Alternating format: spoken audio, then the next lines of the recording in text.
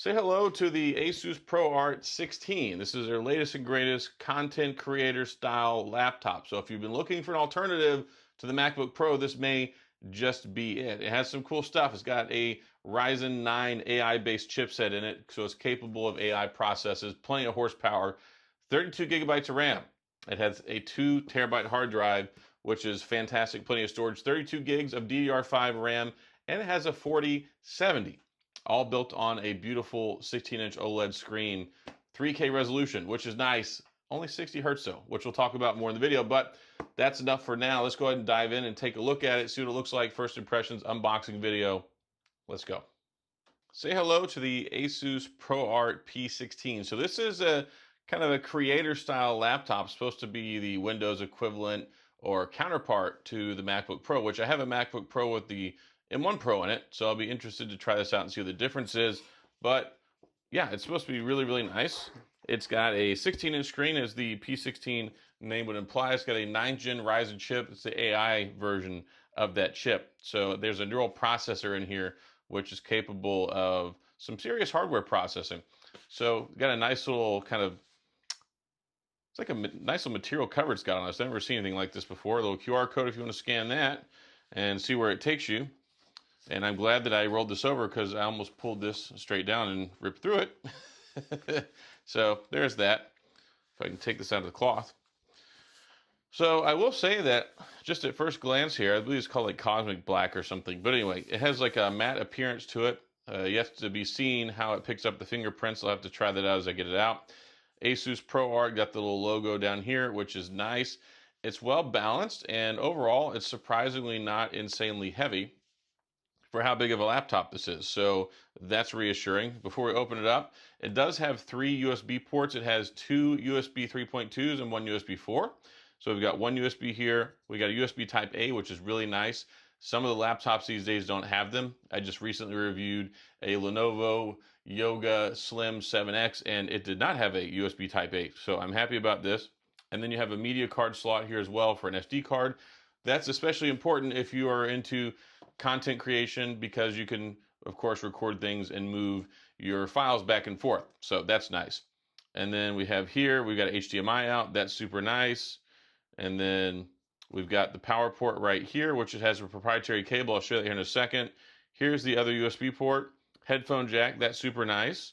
And then another USB Type A. So I'm really excited with how many ports this has. It has not only USB Type C, but also USB Type A. So 1 Type C on each side and 1 Type A on each side. So you kind of get that ambidextrousness in a laptop, if you will. And then we've got the vents back here for the heat, which is kind of an interesting design, the way they've done that.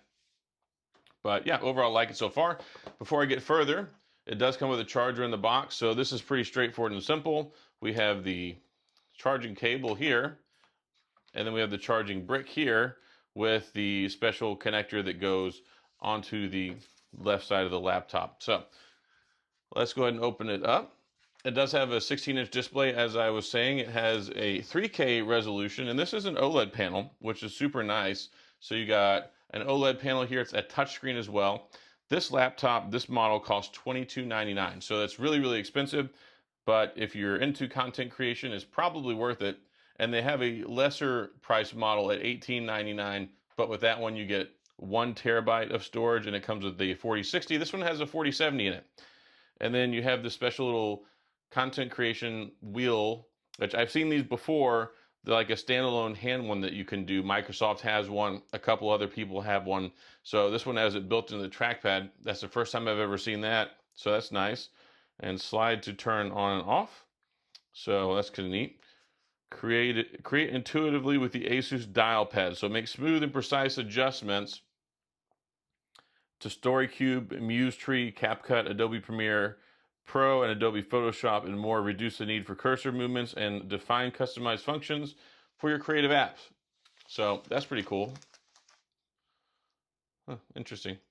And then here, of course, we got the Ryzen AI 9HX. So we got the stickers here. And then it has a GeForce RTX Studio. It's got a 4070 in it. What does that mean? It means you can do some gaming. Now, I know this isn't necessarily designed for gaming because it is a creator laptop, But one nice thing about having a creator laptop or having a gaming laptop is you have that underlying hardware. You got plenty of horsepower. The 4070 will game, and of course the 4070 will also aid you with its GPU in doing AI processes as well. So you got these bookended speakers right here. I really like all the space. It seems very modularized. Nice compact keyboard. The spacing is not too far out. Sometimes you get laptops that have spacing that's kind of far out, and I'm like, man, it takes some getting used to with getting that distance down on your finger so when you type. Both models have 32 gigs of RAM, which is super, super nice. It's DDR5, so that'll handle you very good. This one has 2 terabytes. So this laptop, 2 terabytes, 4070, and then the big difference is between that and the lesser model you have, that one has a 4060 and 1 terabyte. They also have a smaller version too. It's a 13, I think it's a 13-inch model, and I love smaller laptops like 13-inch, but can handle all that stuff. That's really cool. Yeah, pretty neat stuff so far. I can't wait to test it out.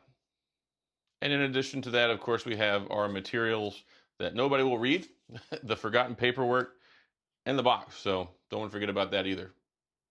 Here we have the Asus ProArt 16 out of the box. You can see it's nice, big platform here, 16-inch monitor. Again, this is OLED, which is fantastic. OLED is the best, and it's a nice touch panel as well. So let's go ahead and do this. And there we go. Windows Hello just unlocked it looking at my face. That's compliments of the webcam, which is supposed to be pretty good. It's a full 1080p webcam, and this whole platform I'm very, very happy with. You can see the bezels are very minimal around the screen, which is something that's nice. And yeah, let's talk about it a little bit more. So I like the keyboard a lot. It's got a nice soft touch keyboard. It's not too clicky. It doesn't make too much noise. I absolutely love the touchpad. Now we'll take a look at this real quick. So you've got that little, I like to call it the creator circle, and this is like those little handheld modules you use. I've seen these before on use with Windows platforms for content creation, and I think a set where I saw it used primarily before was like with the Windows Surface, and they had a program pulled up for photo and video editing, and you can do all sorts of different things with it. So if you know what this is, then you're gonna love it. If not, then you might need to do some education on it like me. But it's crazy that it's built into the trackpad. Trackpad is nice, and it's not too clicky. It has a nice dull kind of click to it. Haptics on it are very good, and it's one of those things where you get good feedback, but it's not super clicky, and that's something that I very much appreciate when it comes to a laptop keyboard. Sometimes the touchpads can be kind of clicky, and they're annoying to press, and they make a lot of noise. Don't have to worry about that here. We got the bookended speakers, which those have nice volume on them, and I was using it the other day after. I'm recording this after I unboxed it as part of the video to go along with it, but I did some gaming, watched some YouTube videos. Speakers on it are pretty decent.